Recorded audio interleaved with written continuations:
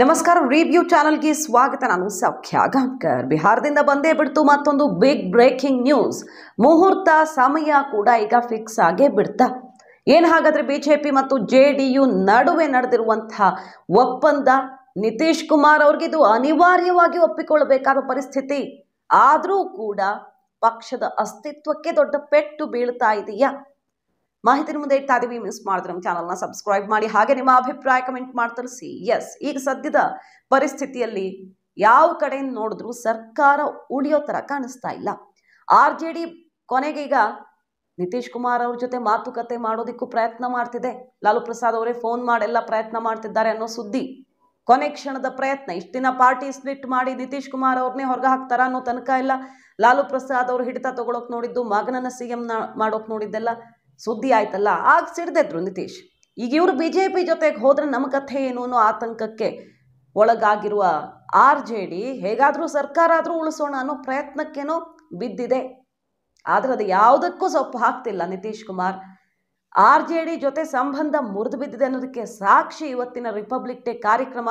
DCM ಆ ಕಡೆ, CM ಈ ಕಡೆ, ಮುಖ ನೋಡ್ತಿಲ್ಲ, ಮಾತಾಡ್ಕೊಳ್ತಿಲ್ಲ, ಮಧ್ಯದ ಚೇರ್ಗಳು ಖಾಲಿ.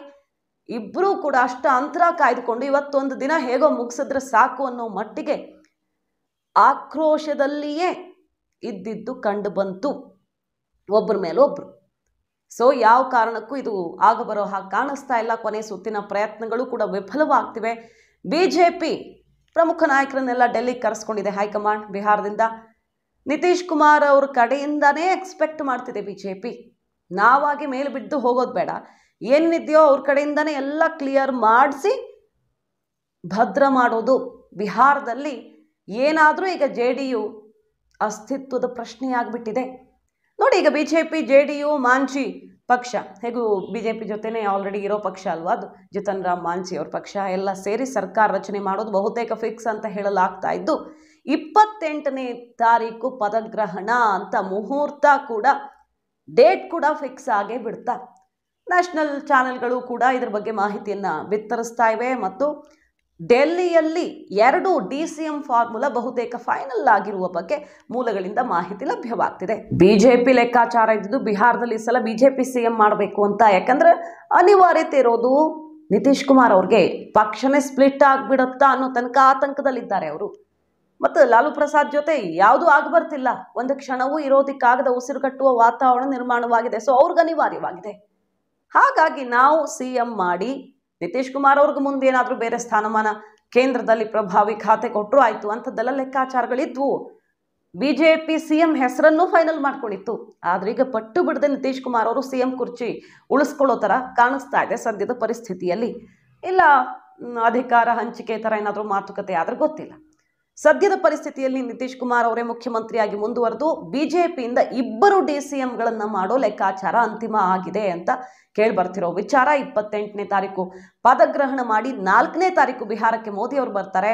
ಫೆಬ್ರವರಿ 4ನೇ ತಾರೀಕು ಮೋದಿ ಜೊತೆ ನಿತೀಶ್ ಕುಮಾರ್ ಅವರು ಭರ್ಜರಿ ಕಾರ್ಯಕ್ರಮದಲ್ಲಿ ಸ್ಟೇಜ್ ಶೇರ್ ಮಾಡಲಿದ್ದಾರೆ ಅನ್ನೋ ವಿಷಯ ಈಗ ಲೋಕಸಭಾ ಚುನಾವಣೆ ಹೊಸ್ತಿಲಲ್ಲಿ ಅಲ್ಲೋಲ ಕಲ್ಲೋಲ ಸೃಷ್ಟಿ ಮಾಡ್ತಿದೆ. ಭಾರತ್ ನ್ಯಾಯ ಯಾತ್ರೆಯಲ್ಲಿ ಪಾಲ್ಗೊಳ್ಬೇಕಿತ್ತು ಅವರು. ಭಾರತ್ ನ್ಯಾಯ ಯಾತ್ರೆ ಎಂಟ್ರಿ ಆಗ್ತಿರೋ ಹೊತ್ತಲ್ಲಿ ಇಲ್ಲ ನಾನು ಬರಲ್ಲ ಅನ್ನೋ ಸಂದೇಶವನ್ನ ಕಳಿಸಿದ್ದಾಗಿದೆ. ಈಗಾಗಲೇ ಮೋದಿ ಜೊತೆಗೆ ಸ್ಟೇಜ್ ಶೇರ್ ಮಾಡೋದಿಕ್ಕೂ ಮುಹೂರ್ತ ಫಿಕ್ಸ್ ಆಗಿದೆ ನೋಡಿ. ಕಣ್ಣು ಮುಚ್ಚು ತೆಗೆಯೋದ್ರೊಳಗೆ ಎಂಥ ದೊಡ್ಡ ಬೆಳವಣಿಗೆ ಬಿಹಾರದಲ್ಲಿ ಅಂತ ಬಹುತೇಕ ಈಗ ಸರ್ಕಾರ ಬೀಳೋದು ಖಚಿತ ಅಂತಾನೆ ಎಲ್ಲ ಕಡೆಯಿಂದ ಸುದ್ದಿಗಳು ಬರ್ತಾ ಇರೋದು. ಲಾಲು ಪ್ರಸಾದ್ ಅವರು ಸ್ಪೀಕರ್ಗೆಲ್ಲ ಕಾಲ್ ಮಾಡಿ ರಾತ್ರೋರಾತ್ರಿ ಏನೇನೋ ಪ್ರಯತ್ನ ಮಾಡ್ತಿದ್ದಾರೆ ಸರ್ಕಾರ ಉಳಿಸ್ಬೇಕು ಅಂತ. ಬಟ್ ಅದು ಆಗೋ ತರ ಕಾಣಿಸ್ತಾ ಇಲ್ಲ. ಬಿಜೆಪಿ ಒಟ್ಟಿನಲ್ಲಿ JDU ಅಸ್ತಿತ್ವಕ್ಕೆ ದೊಡ್ಡ ಪೆಟ್ಟು ಕೊಡುತ್ತಾ ಅನ್ನೋ ಪ್ರಶ್ನೆ ಹುಟ್ಟುಕೊಂಡಿದೆ. ಪ್ರಶಾಂತ್ ಕಿಶೋರ್ ಅವರು ಹೇಳಿದ್ದದನ್ನೇ, ಇಲ್ಲಿದ್ರೂ ಅಷ್ಟೇ ಹೋದ್ರೂ ಅಷ್ಟೇ JDU ಅಂತ್ಯ ಇದು, ನಿತೀಶ್ ಕುಮಾರ್ ಅವರ ಅಂತ್ಯ ಇದು ಅಂತ. ಈಗ ಬಿಜೆಪಿಯ ಜೊತೆಗೆ ಅನಿವಾರ್ಯವಾಗಿ ಹೋಗ್ತಾ ಇರೋದ್ರಿಂದ ಬಿಜೆಪಿಗೆ ಮತ್ತಷ್ಟು ಬಲ ಬರ್ತಾ ಇದೆ ಅಲ್ಲಿ ಬಿಹಾರದಲ್ಲಿ ಲೋಕಸಭಾ ಚುನಾವಣೆಯಲ್ಲಿ ಹೆಚ್ಚು ಗಳಿಸೋದಿಕ್ಕೆ. ಕಳೆದ ಬಾರಿನೇ ಬಿಜೆಪಿ ಹೆಚ್ಚು ಗಳಿಸ್ತು. JDU ಜೊತೆಗೆ ಸೇರಿ ಬಿಜೆಪಿ ತನ್ನ ಬಲವನ್ನು ಹೆಚ್ಚಿಸ್ಕೊಳ್ತು. ಕೊನೆಗೆ ನಿತೀಶ್ ಕುಮಾರ್ ಅವ್ರಿಗೆ ತಾನು CM ಕುರ್ಚಿ ಬಿಟ್ಟು ಕೊಡ್ತು. ಆಯ್ತು ನೀವೇ ತಗೊಳ್ಳಿ ಅಂತ ಬಿಟ್ಟು ಕೊಡ್ತು. 2 ವರ್ಷಗಳ ಹಿಂದೆ ಸೆಡ್ ಹೊಡೆದು ಹೊರಗಡೆ ಬಂದರು. ಈಗ ಮತ್ತೆ ವಾಪಸ್ ಹೋಗ್ತಿದ್ದಾರೆ. ಸೊ JDUಗೆ ಮತ್ತೆ ಪೆಟ್ಟು ಬೀಳ್ತಾ ಇದೆ. ಬಿಜೆಪಿ ನಿಧಾನಕ್ಕೆ ಬಿಹಾರವನ್ನು ಸಂಪೂರ್ಣವಾಗಿ ಆವರಿಸ್ಕೊಳ್ಳೋದಕ್ಕೆ ಇದು ಅವಕಾಶ ಆಗತ್ತಾ? ಈಗ ಬರುವಂತಹ 24ರ ಚುನಾವಣೆ ಜೊತೆಗೆ ಇನ್ನೊಂದು 3 ತಿಂಗಳಲ್ಲಿ ವಿಧಾನಸಭೆ ವಿಸರ್ಜಿಸಿ ಹೊಸ ಎಲೆಕ್ಷನ್ಗೆ, ಅಂದರೆ 1.25 ವರ್ಷ ಬಾಕಿ ಇದೆ ಬಿಹಾರದಲ್ಲಿ ಎಲೆಕ್ಷನ್ ಬರೋದಕ್ಕೆ.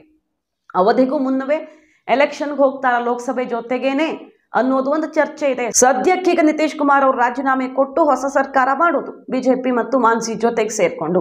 ಇನ್ನು 3 ತಿಂಗಳಲ್ಲಿ ವಿಸರ್ಜನೆ ಮಾಡಿ ಲೋಕಸಭಾ ಚುನಾವಣೆ ಜೊತೆಗೆ ಎಲೆಕ್ಷನ್ಗೆ ಹೋಗೋದು ಅನ್ನೋದು ಒಂದು ಸೂತ್ರ. ಗೊತ್ತಿಲ್ಲ, ಅದರಿಂದ ನಿತೀಶ್ ಕುಮಾರ್ ಅವ್ರಿಗಂತೂ ಬಿಗ್ ಲಾಸ್ ಆಗುತ್ತೆ.